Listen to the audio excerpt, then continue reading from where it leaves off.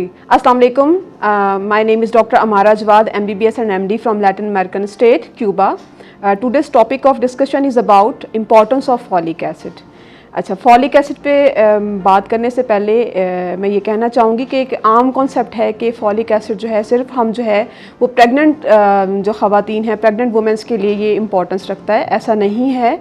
Folic acid जो है basically सब लोगों के लिए बहुत ज़्यादा इम्पॉर्टेंट है। ठीक है, उसकी इम्पोर्टेंस को आप देखेंगे कि उस पर बात करते हैं। ठीक है, तो फॉलिक एसिड बेसिकली क्या है कि इसमें फोलेट होता है। फोलेट जो है is a type of vitamin B, ठीक है, जो कि वाटर सॉल्युबल होता है। वाटर सॉल्युबल से मुराद ये है कि ये बॉडी में स्टोरेज इसकी इतनी ज़्यादा नहीं होती, कंपैरेटिवली एक्सक्रीट आउट ज़्यादा होता है। ये यूरिन से बहुत ज़्यादा मिकदार में एक्सक्रीट आउट होता है, इतना स्टोर फॉर्म में हमें नहीं मिलता। तो इसलिए हमें इसको हमें चाहिए कि हम इसको डेली बेसिस पे रिक्वायरमेंट्स की डेली बेसिस पे होनी चाहिए कि हम डेली इसको यूज़ करें, ताकि क्योंकि इसकी स्टोरेज तो है नहीं, तो उतना जितना हम यूज़ करते जाएंगे उतना ये एक्सक्रीट आउट होता जाएगा।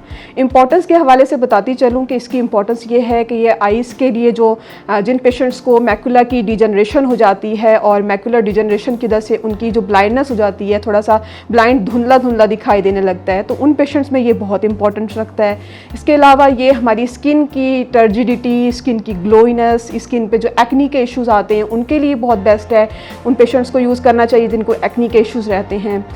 ख़वातीन में स्पेशली प्रेगनेंसी के हवाले से आप लोगों को पता होगा कि ये बहुत ज़्यादा दिया जाता है, तो इसकी प्री इम्प्लांटेशन जो है सप्लीमेंटेशन के तौर पे भी ये देना चाहिए। 2-3 मंथ्स जो है पहले ही शुरू करवा देना चाहिए।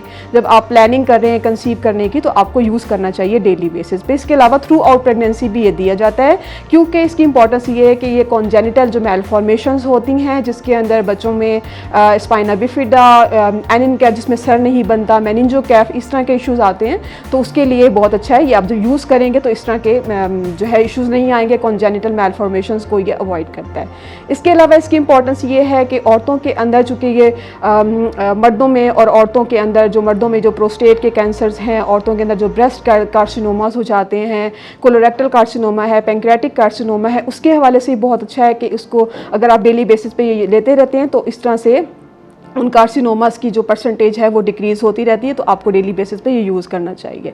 अच्छा, बोन्स के हवाले से भी ये बहुत अच्छा है, क्योंकि बोन्स के अंदर जो बोन का मैट्रिक्स होता है, जो आपने बचपन में जो खाया, जवानी में जो खाया, वो आपका मैट्रिक्स बन चुका है, लेकिन उसको आगे प्रोसीड करने में, ताकि बोन्स की स्ट्रेंथनिंग में, उसको मजबूत करने में इसका इंपॉर्टेंट रोल है। तो डेली बेसिस पे आपको ये यूज़ करना चाहिए बोन्स के हवाले से।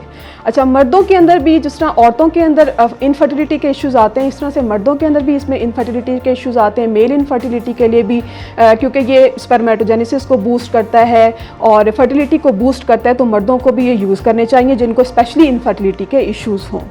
इसके अलावा उन लोगों को भी ज़्यादा यूज़ करना चाहिए जिनको इस्केमिक हार्ट डिजीज़ के इश्यूज़ हों, क्योंकि ये क्या करता है कि हमारे कोलेस्ट्रॉल लेवल को मेंटेन करता है। किस तरह से मेंटेन करता है कि जब हम ज़्यादा मिकदार में, यानी डेली बेसिस पे, जब आप एक टैबलेट खाते हैं फॉलिक एसिड की, तो उससे होमोसिस्टीन के जो लेवल्स होते हैं वो नीचे आते हैं। जब वो होमोसिस्टीन के लेवल नीचे आते हैं तो इस तरह से इस्केमिक हार्ट डिजीज़ जो हैं वो नहीं होती हैं, क्योंकि कोलेस्ट्रॉल को मेंटेन करता है। तो इस तरह से जो लो डेंसिटी लाइपोप्रोटीन्स हैं, जो कि बेसिकली जिसकी वजह से कोलेस्ट्रॉल के लेवल्स बढ़ जाते हैं, तो इस तरह इसको मेंटेन करता है। तो आपको ये लेना चाहिए ताकि आगे आपको इन द फ्यूचर जो है, अगर एडवांस्ड आप एज में हैं या वैसे ही आपको कोई खुदा न खास्ता कोई ना कोई इस तरह की रिलेटेड डिजीज़ हैं, तो आप ये यूज़ करें ताकि आप फ्यूचर में इस्केमिक हार्ट डिजीज़, स्ट्रोक्स वगैरह हो गए, इस तरह की चीज़ों से बच सके।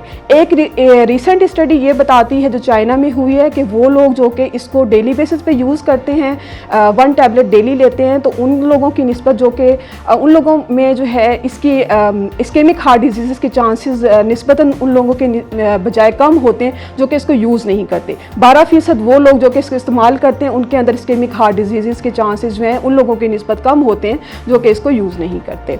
तो ये हमें यूज़ करना चाहिए। अच्छा, इसके अलावा जिन लोगों को डिमेंशिया होता है, स्पेशली स्टूडेंट्स हैं जिनको बहुत ज़्यादा मेमोराइज़ करने की ज़रूरत होती है, बहुत सारा डेटा है, स्टडी पढ़नी है, तो कुछ चीज़ें भूल जाती हैं, तो आपकी कॉग्निटिव पावर को, कॉग्निटिव मेमोरी को ये बहुत ज़्यादा स्ट्रॉन्ग करता है, तो बच्चों के लिए बहुत अच्छा है, स्टूडेंट्स के लिए बहुत अच्छा है। डेली बेसिस पे हर बंदे को ये यूज़ करना चाहिए, क्योंकि मेमोरी को ये बहुत ज़्यादा शार्प ब्रेन करता है। जिन पेशेंट्स को अल्जाइमर हो, जिनमें खून की कमी हो, उन पेशेंट्स को भी इसको यूज़ करना चाहिए, डेली बेसिस पे आप इसको यूज़ करें। इसके अलावा वो पेशेंट्स जिनको कोई ना कोई क्रॉनिक हार्ट डिजीज़ है, जिनको गम्स में से ब्लीडिंग होती है, जिसको स्कर्वी कहते हैं, तो स्कर्वी वाले पेशेंट्स में गम्स ब्लीडिंग के साथ इसको दिया जाता है। तो ये कुछ इंपॉर्टेंट चीज़ें थी जो कि मैंने बताई हैं। अच्छा, इसके अलावा इसके सोर्सेज क्या हैं? इसको स्पिनिच में, ग्रीन लीफी वेजिटेबल्स में आपको ज़्यादा मिलेगा, ऑरेंजेस में ज़्यादा मिलता है, लेमन में ज़्यादा मिलता है, आपको पोटैटो की जो सॉस बनाते हैं उसमें ये बहुत ज़्यादा होता है, पीज़ में ज़्यादा होता है, जो मटर होते हैं, लेंटिल्स जो दालें हैं, इसके अलावा स्पिनिच है, ठीक है, इन चीज़ों में ये बहुत ज़्यादा मिकदार में पाया जाता है। अच्छा, अगर आप इसके सप्लीमेंट नहीं ले सकते, फॉर एग्जांपल हम भूल जाते हैं, हमारी रूटीन बहुत ज़्यादा इस तरह की हार्ड है, तो आप इसको डेली बेसिस पे अगर आप सप्लीमेंट्स नहीं ले सकते, तो अगर जो मैंने आपको चीज़ें बताई हैं, ग्रीन लीफी वेजिटेबल्स और इस तरह की चीज़ें, यॉक, एग का यॉक उसके अंदर भी होता है, ठीक है, तो ऑरेंजेस हैं, इन चीज़ों में जिनमें ज़्यादा होता है, तो आप उसको डेली बेसिस पे अगर आप यूज़ करते जाएंगे सीजनल वाइज, तो इंशाल्लाह आपको इसकी कमी नहीं होगी। अच्छा, इसकी कमी की वजह से पेशेंट्स में क्या होता है कि डिमेंशिया के मसले होना शुरू हो जाते हैं, उनका जो शार्पनेस है ब्रेन की वो कम हो जाती है, स्किन जो है बहुत ज़्यादा उसकी टर्जिडिटी ख़त्म हो जाती है, लूज सी स्किन हो जाती है, कंसंट्रेशन नहीं रहते, कोई भी आप काम करेंगे तो उसमें कंसंट्रेशन नहीं रहेगी, नाउजिया, वॉमिटिंग, इस तरह के इश्यूज़ बहुत ज़्यादा आते हैं। इसके अलावा हार्ट पे पल्पिटेशंस जो हैं, पेशेंट्स को बहुत ज़्यादा ये टैकिपनिया, ये पल्पिटेशंस बहुत ज़्यादा पेशेंट जो है ना कंप्लेन करते हैं, तो इनको यूज़ करनी चाहिए, ठीक है।